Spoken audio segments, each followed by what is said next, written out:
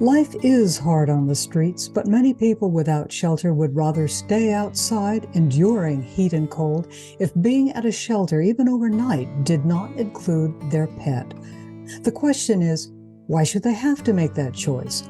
And the answer at a growing number of low-barrier shelters is, you don't have to. You and your pet should stay together, and you are welcome here.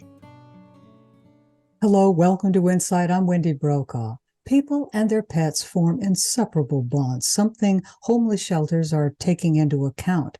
But how could you make it work? Well, two homeless shelter managers told me it not only can work, it does, and with some surprising benefits. Lynelle Wilcox manages SafeSleepUnited, a low-barrier women's shelter in Salem, now expanding to accommodate more women and children and their pets. Hello, Lynelle, and I'm so glad to see you again. Tell us about pets. You have a low-barrier shelter at Safe Sleep United. What does that mean for people who arrive for the night or a little longer with a pet? So low barrier means that we're going to welcome your pets as long as they're well behaved. More broadly, we also don't screen for drugs, alcohol, criminal history, and you can store your property here from day to day while you're staying with us. But pets are a big difference where low barrier shelters allow pets. The pets do need to be well behaved and under their owner's control. Last year, we had 194 women and kids stay with us with 10 dogs, right? 10 cats, 12 dogs, and one pet rat. And being able to welcome people with their pets it's heartwarming in general, being able to know that not only is the person coming in for safe sleep, but the pet is also going to be safe and warm. And being able to have that happen, it's one of my favorite parts about having a low barrier shelter. Why do you think so many other shelters don't allow this? What is the reason? There's a challenge. You're going to have some accidents. Poop and pee sometimes happen before people, the dogs might not be walked right when they need to, just like in your own home, you're going to have an accident now and then. It's can be a little hard to manage if you have multiple dogs. You've got to make sure, are they going to get along with each other? Do you need to move people's beds in order to have people with pets next to people who either don't have pets or have compatible pets? So it can be a little bit of juggling in order to make that happen. Some dogs are going to be protective of their person, so you might get a little bit of barking or protective behavior, and that can be scary to some people. Some people have been bitten by dogs in the past, and then they're afraid to come to a shelter that has dogs allowed. So beyond just the logistics of having the pets and the possible accidents and the juggling, you have people who are going to be afraid because they've had a bad experience. So being able to reassure them, give them space that's away from the pets, make sure owners are in control of their pets. There's a higher level of juggling that happens. You're also getting some people who, they're struggling for food themselves and they might not have food for their pet. So making sure you have some food and supplies to be able to share so that the people are sleeping well and safe and well fed, and so are the pets. It makes a big difference to be able to feel, even if you don't have a pet with you, that if you're going to a low barrier shelter like yours, it's going to be a safe and okay experience for you if it also allows pets. There was one lady when we first opened, she volunteered here for a couple of nights, and she is a case manager at a different shelter, but she was homeless. And she was teary when she came here and saw all the pets, because she said if she had been able to take her cat with her into a shelter, she would not have been on the streets so long. But there was no place at the time that would take it. So she and her cat were in a tent, and it took her so much longer to do her recovery, healing, and be able to get housed again. And she was just, you have no idea how much this means. I would have died for this when I was homeless. She said that. I would have died for this if I was homeless. And we have, just looking back at the people, we currently have one woman with her cat She's working full time and she's actually getting an apartment next week. But she's Oh, been staying with us for a while with her 21-year-old cat. And she had been living in her car. And that little cat, she's little and she's kind of fragile, but she's healthy. But thinking of that cat being in a cold car every night, I mean, they would have made do, but being able to know that we can have her and her cat be able to be in here until she got a home. We end up falling in love with a lot of the pets that we have. We've had a couple of ladies that ended up deciding that this, if they don't have housing coming up soon, it's just going to be a long haul to be able to get housed. So a couple of them have decided to give up their pet. And 3 out of 5 of us have ended up with a cat. So we have 2 more who need to step up if that comes up again. But you develop relationships with the people and the pets, and it's sometimes hard, sheltered or not. Sometimes you have a reason you need to give up a pet, and that's always hard. But being able to know that the pet is in a safe place while the person is here, that they're able to stay connected, cuddle together at night, be out of the cold, be in safety, it matters a lot. tell me some more about what it's like there. You have stories, I'm sure. We get individuals who are coming from camps, so they bring their pets. We have individuals that have full-time jobs and come in with a pet. We've had ladies who are just struggling from sofa to sofa to sofa, and then you're trying to bring your pet from one place to another, and nobody's got any stability, not the person, not the pet. But when I was looking at the numbers from last year, we have 1, 2, 3, 4, like 8, 9, 10 different people who got sheltered but had their pets with them while they were here. And now they have a place to live, but they were able to be here with their pet, cuddled up together each night, and working towards something more stable than an overnight shelter. It's hard being an overnight shelter. I mean, we're so grateful to be able to offer safe sleep, and that is what we're here for. But when you have to get up in the morning and leave, it's still hard to see ladies and pets going out into the cold, but it's good to know that they can come back in the evening, have a hot meal, have a warm bed, cuddle together, and have that safety and stability each night. And I feel like it's as important to the pets as it is to the people. Do you see this role of shelter pets, let's just call it that, shelter pets, growing as more people become aware of just how important they are to the pet owner's health and well-being and the pets? Yeah. I think it already is growing, and I think it will continue to grow, if not for the reason of pets specifically. Like, I don't know anyone who's going out and lobbying for, like, we need more pet places. But the idea that our city and all different programs are really working hard towards more low barrier shelters. We need more places that can welcome people and meet them where they're at. And the nature of low barrier shelters means that we'll also have more places where people can come and have their pets also be welcomed. How do you meet pet needs and make them feel welcome? So I want to say we all love pets. So they walk in the door and it's like, oh, what's his name? What's her name? And, let's get to know the pet too. And oh, by the way, what's your name too? No, we love both, but we all happen to be dog and cat lovers. So that part's easy. We really emphasize that there are resources for dog food, cat food, and supplies in the community. So we share those. We want individuals to be responsible for their own pets. But if you don't know of those resources yet, we have dog food, we have cat food, we have cat litter, toys.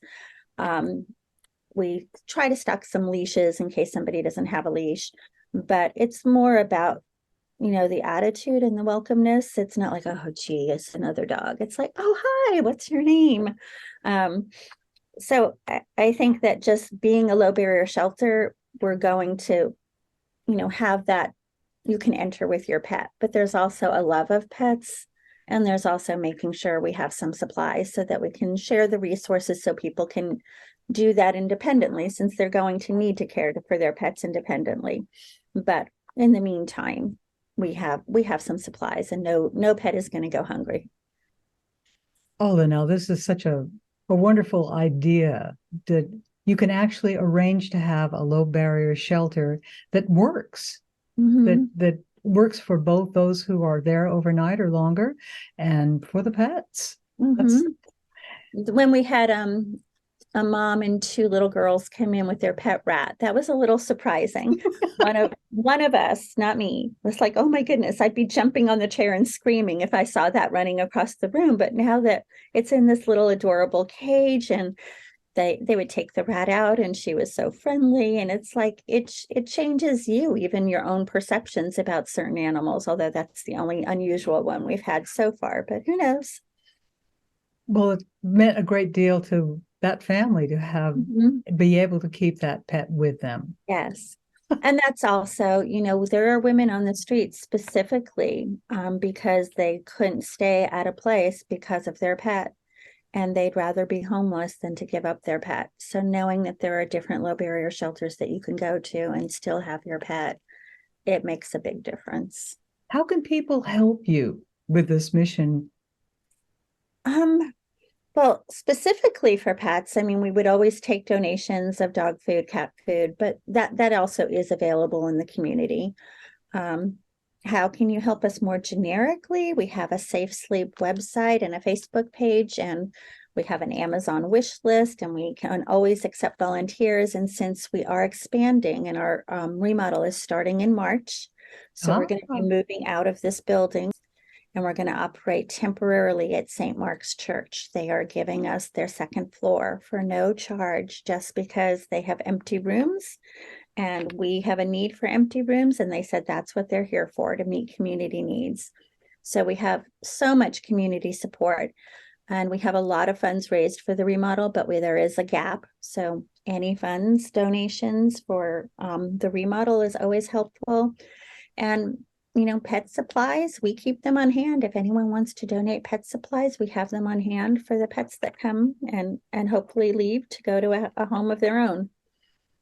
one of the things that I'm left with this whole conversation, which is so moving, is the idea that when you see someone with their pet on the streets, maybe in a tent, and they have that pet with them, there's a story there. There's a quote I like, that the universe is not made of atoms, it's made of stories. And clearly it's made of both. Yeah, every time you meet someone, there's a story. The pets have their own stories and their own personalities. And being able to welcome both means that you have fewer people sleeping on the streets because there's no place that would take their pet. So the more low barrier places we build and create, the more people can be safe with their pets and get some stability to move forward and hopefully get a home of their own. Thank you. Thank you so much, Lynelle. And good luck to all your critters Yes, thank you. at Safe Sleep and your families and Yes, all of the people who are there somehow getting along together with everything, yeah. everyone. We were really excited when we talked to St. Mark's because they were so open about sharing their space. And then I almost forgot to ask about pets because it's been so natural for us. It's like, oh, the ladies and their pets. And at the last minute, I'm like, oh, wait, would you allow pets? And the manager there said, well, we'd have to allow like service dogs. Well, if we'd have to allow service dogs, why would we not just allow anyone who has a pet? I'm like, yay, thank you. But that was like a really sweet answer. It's like, first, it kind of caught her off guard, and I almost forgot to even ask it. And then she was like, yeah, we need to welcome pets too. The city of Salem contracts with Church at the Park, a nonprofit service provider with experience in homeless outreach since 2007. I talked with its founder, Pastor DJ Vincent, about why pets are welcome at its two micro shelter villages. How did this idea develop? Was it overnight or did it become apparent to you over time, you and your colleagues, that this really works? We need to do this, keep companions together with their pets. So, this started for me in 2007, and that's when I started, connecting with people over meals out at Cascade Gateway Park. And a majority of those people who were sleeping rough outside in the parks, had pets for companionship, for protection, and they were unwilling to go into a shelter that didn't support their pet. So, I was in that situation for 10 plus years, hearing with those folks about denial after denial of services because of their pets, and seeing that their animal was a part of, their family unit, that they weren't willing to, put that pet up for adoption or see it sheltered a different way. That animal was going to stay with them. And that was their, emotional support through the traumatic experiences many of the folks that we serve have experienced. So, I had a growing sense that this was incredibly important to most of the folks who are currently unsheltered, that they have and need that companion animal, and that's going to be a key part of their process of becoming sheltered and then housed. How does it work from start to finish? So we start building relationships with people when they are living on the sidewalk or in parks.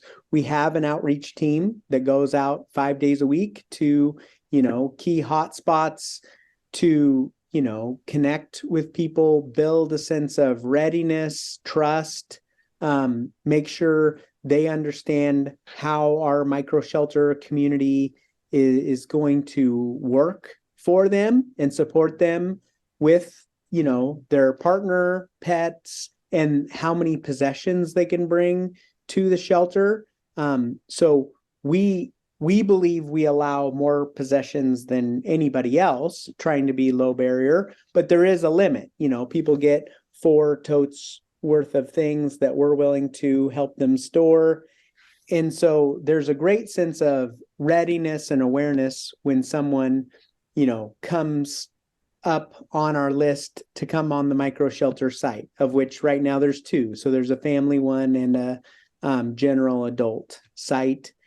And so that first engagement on site, they spend about an hour with the case manager, talking through what are our community expectations that are mainly around, health and how we're going to support people, what our systems of check-in are. And at that time, we ask the screening questions about the pets as well. And in some ways, we're finding out, who's already on their team in terms of other community partners, case managers, if they've got a housing voucher already underway, if they have a job, they're already continuing, and what services they are hoping we're going to connect them with. You just said something about a job. It seems that people who are homeless may even be working. They just don't have a home. Yeah, absolutely. Of the adults that we're sheltering right now, about 40%. So, 4 out of 10 folks that we are providing that temporary shelter for are working at least a part-time job. And part of that is because, they've got a place where they can lock up their stuff and not feel like things are going to be taken.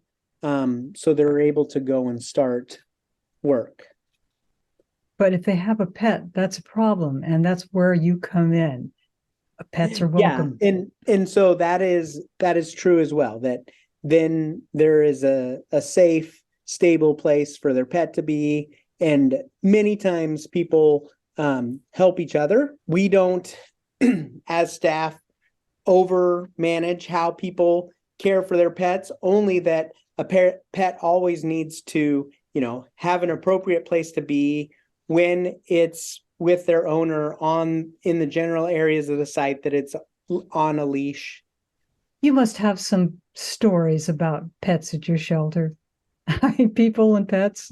Oh, absolutely. In terms of one of the things we love to do is have guests share their own story in their own voice. Like we will, interview folks and transcribe what's been important about their process.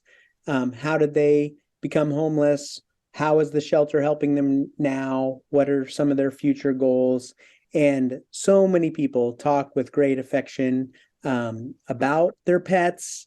In our newsletters, we are featuring, people with pets a lot of times, because that's the true story. Like, that they found that this animal has helped them, cope through the harsh, times of things not working out with a loved one, becoming the victim of violence.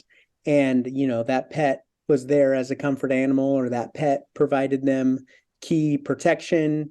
One of the guests right now that we just featured in our last newsletter, his name is David, and he's got the cutest little puppy, and he actually just lost his wife on Christmas Eve to illness. And so you can only imagine the sense of grief and the way that, his puppy, never leaves his side. And he's really just finding a lot of consolation and comfort in the care that he provides his dog, and the dog provides him through the season. Does this make you think that perhaps there should be more ways that shelters would welcome pets, and a way forward so that more could? As you know, I'm very encouraged about the legislation being put forward by Senator Deb Patterson around allowable spending to make sure low barrier shelters can provide accommodations and support for pets. And so that's a great step in the right direction to acknowledging, the power that companion animal provides in the restoration process for individuals. What has this taught you personally? Have you gotten to know any of the pets? I grew up on a farm with lots of animals, and it was just part of life, caring for animals being companions. And so it was definitely the reality of like, oh, in a city that can be seen as a luxury rather than just kind of a basic part of being human. I don't know what to say. That is a lovely sentiment. Thank you for that. So tell me about how this might also assist people go from a micro shelter, say, to their own place. The fact that they have cared for a pet, taken responsibility for a pet, and met your terms for having a pet in a micro shelter or more. And how does that help them? I love what you're saying there, because what we believe we're doing is coming alongside people first to meet their goals. So are their biggest goals right now? Usually it falls in three categories. Like, my biggest goal is to connect with housing, or it's to connect with meaningful work, or it's to get reconnected with family relationships. That can be a real key. And in that process, then we want to partner with them to build their capacity. And one of the ways that we do that is helping people, manage their things, and then pets become part of that. So making sure their pet has the food and the grooming and the leash setup that it needs. We did a lot through this winter. We had some generous donations of pet coats. It was very cold on the site. Again, people aren't living in a regular housing situation. Our shelters you open up and you're immediately outdoors once you're outside of your small room. And so a lot of those pets needed adequate coats themselves. And so we had coats available for every pet, all 85 of them, that if the owner wanted the availability to that coat.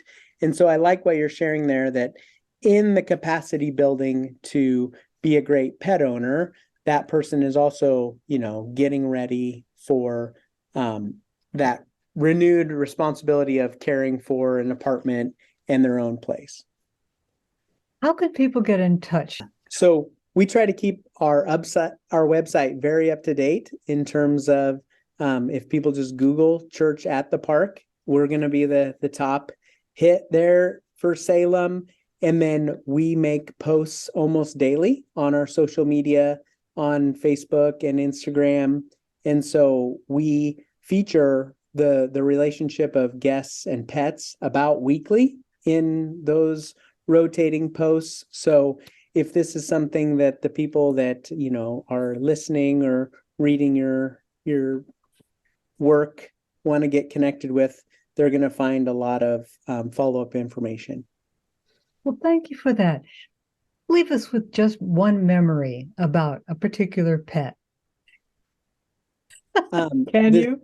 Yeah, this dear woman, Mariah, came to our site. She was fleeing a domestic violence situation, and her dog's name was Hercules, and he was her, protector in places where she didn't feel safe. So it was, our honor to be able to welcome her out of that unsafe situation into a shelter. She was a woman of, incredible tenacity, resilience, and capacity. So we were able to pretty quickly get her connected with a job working at one of our other sites, and then eventually a job offsite.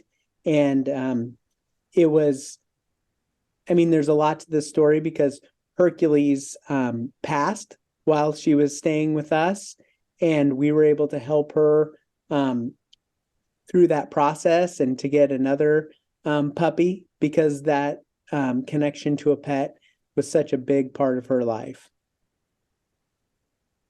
Wonderful story about her and about Hercules. Well, thank you so much for giving us a bigger picture about the importance of keeping unsheltered people and their pets together, and how important that is just as part of life for both.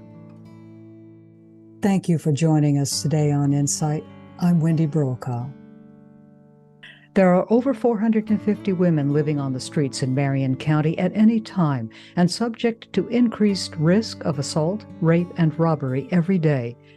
United Way of the Mid-Willamette Valley operates SafeSleepUnited, an overnight women's shelter providing a safe place for unsheltered women to sleep at night.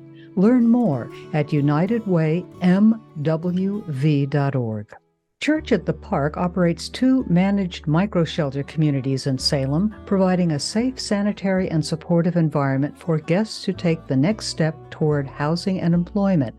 With 24/7 staffing and on-site services, Church at the Park seeks to maintain an environment of hope, dignity, and holistic care.